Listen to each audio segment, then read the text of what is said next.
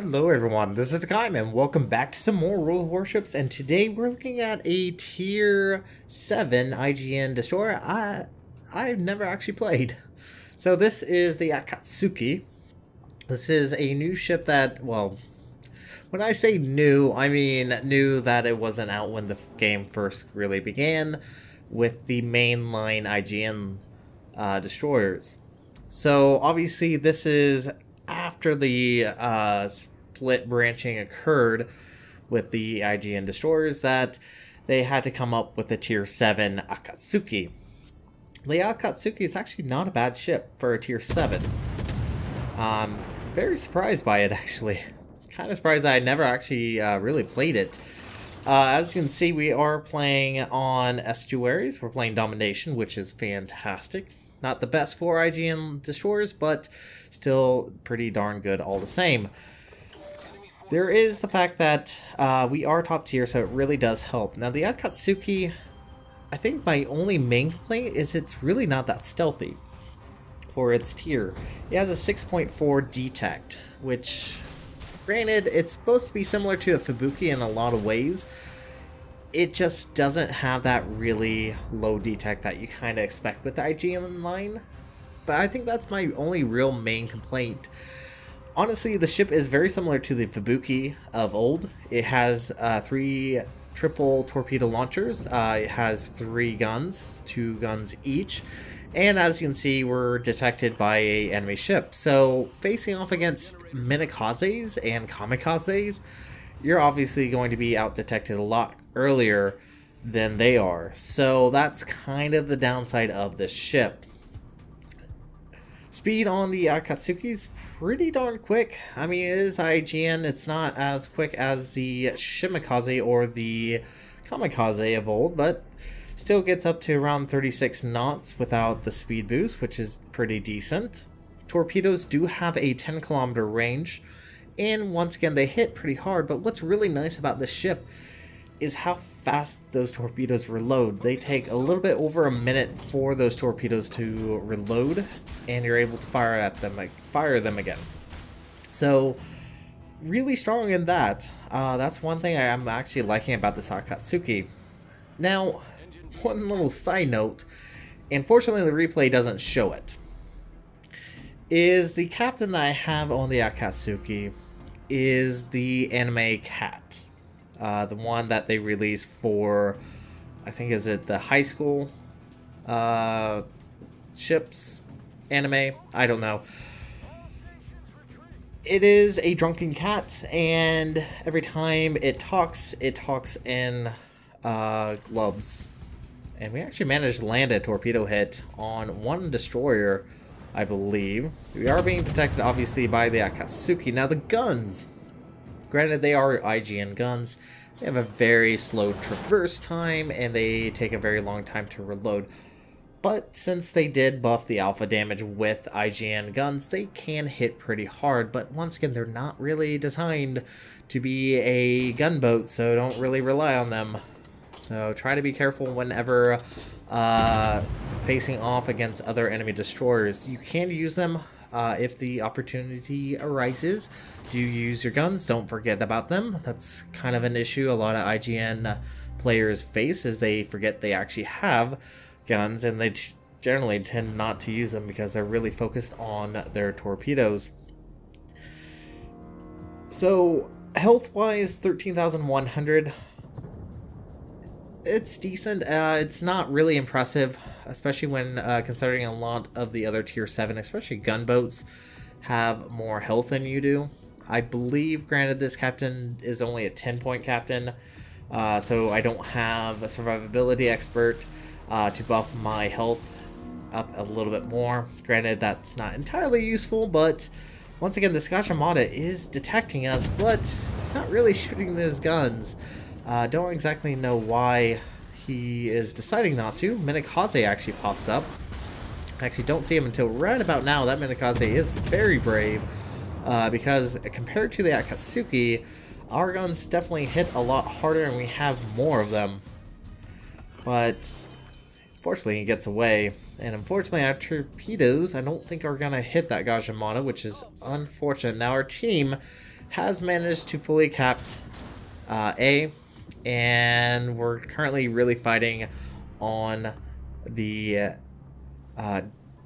D cap. Good lord, I could not think of the letter there. Good lord. I've been at work all day, apparently. I've been talking too much. So, the entire enemy team, the majority of the enemy team, I should say, is right over here on the D cap.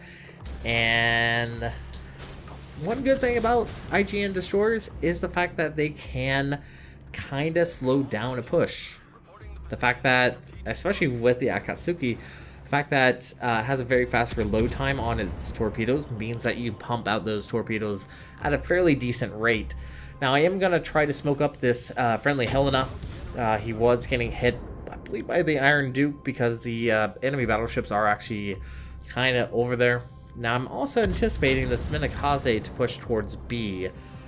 But nope, lo and behold, he's actually coming back around to take on our friendly Helena. Don't know why. Let's see how long it takes the Helena to switch targets. Let's see. Does he actually switch targets over the Minakaze? Helena is safely behind the island, where he should be. But this Helena kind of makes a interesting decision, because obviously that Minakaze is going to be dropping torps. Helena decides to actually pull forward, which unfortunately means he is going to eat some torpedoes. Once again, didn't really need to pull forward there, especially since the majority of his guns that he could actually muster on that side is just those two front ones.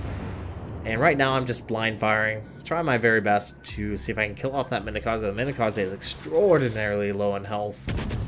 I would love the kill, especially since he's been a pester. Let's see if he can get the kill. Fujin's actually moving in. And lo and behold, there he is. He actually reversed.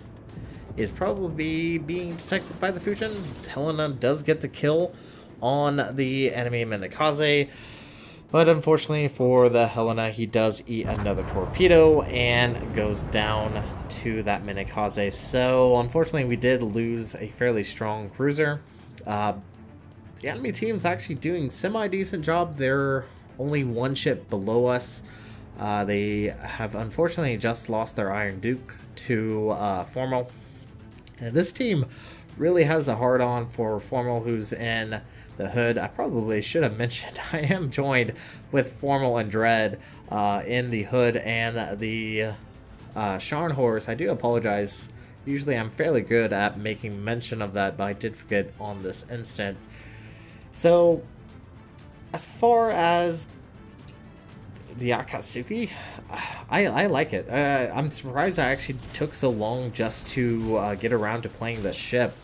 It's, like I said, it's very similar to the Fubuki. If you played the Fubuki of old, the Akatsuki should feel very, very similar to that. And I think it's a fairly strong tier 7. Once again, the only major complaint is just its detect. That's my own real major complaint. Just wish it was a little bit less, but I guess that would make it maybe a little bit too powerful. So they obviously don't want to do that.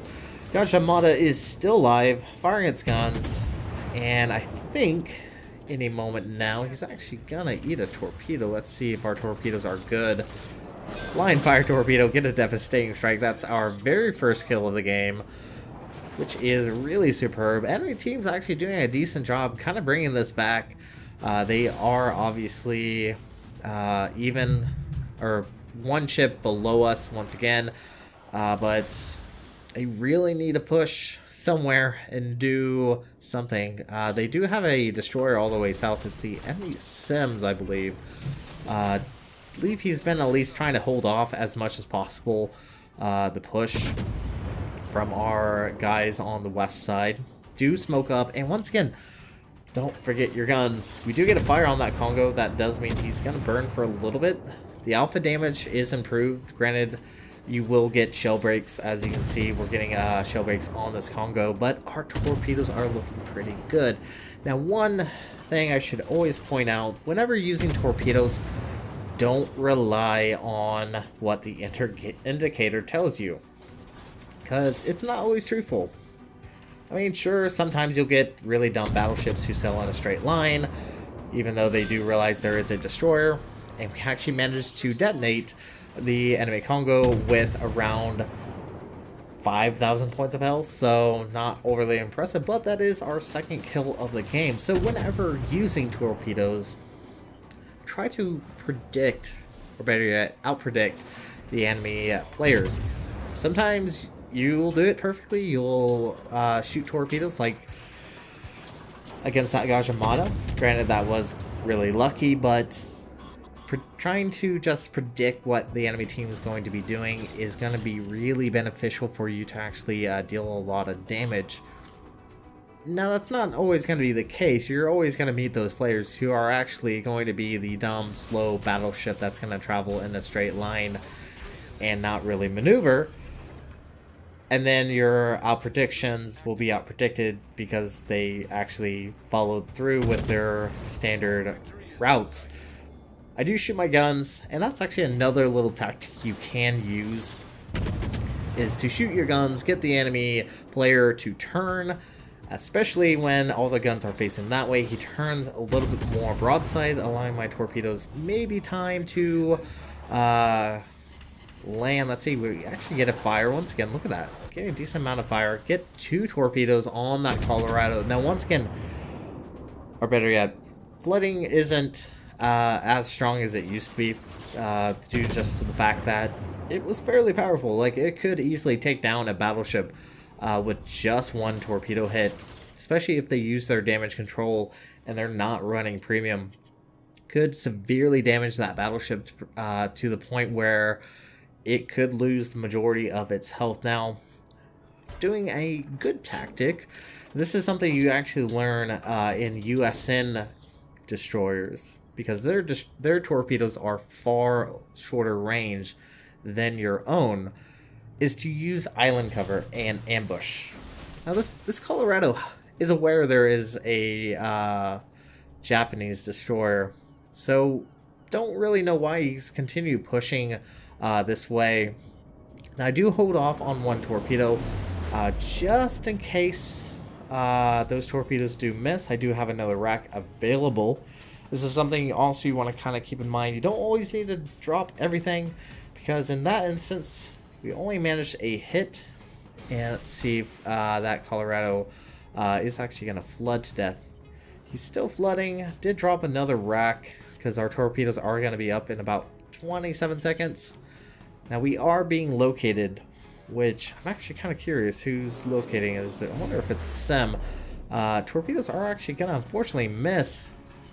But this Colorado is probably going to flood out, but I really want this kill. Don't want the Queen Elizabeth to take my kill, but look at that. Look at that. Good. Managed kill number 3, and we are still located. I'm wondering if it's the Nelson. I'm pretty certain it's the Nelson that actually has not target acquisition, RPF on his ship, but that's really going to be it for this battle. Don't even think I'm going to be able to get the Nelson with any guns. But overall, not a bad battle with the Akatsuki. Quick little look at it. Hopefully you guys have enjoyed it. But this is going to be it. Thank you guys so much for watching. If you like what you saw, hit the like and subscribe button.